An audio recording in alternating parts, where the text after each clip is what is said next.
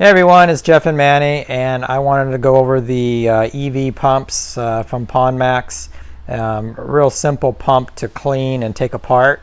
So I wanted to show you. They're all pretty much the same, all the different models from the 700 up to the 36. And I want to kind of show you how to take them apart and clean them. Okay. All right, so the first thing we want to do is take apart take the basket off with a simple twist. And it comes off really simple. And then Manny's going to show you how to take the base off.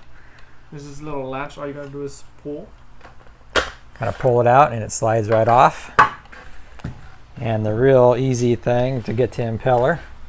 The same as the first one. Twist it out.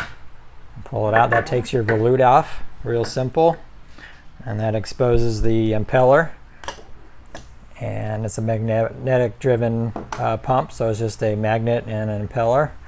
And pretty much that is it. There's nothing else to really mess with. No tools, no nothing, just twist. Yeah, you don't need tools or anything. So if anything ever gets stuck in there, or if you need to replace the impeller, really simple. It's got the little O-ring you want there, and then you can see these little slots right in here, and the slots that are on the impeller. Okay, so we're going to install the impeller. Before installing the impeller, make sure you put this O-ring in the housing. If not, it won't let you slide in the impeller all the way in. Okay, so make sure you put the O-ring in place. Line up the groove. Line up the groove.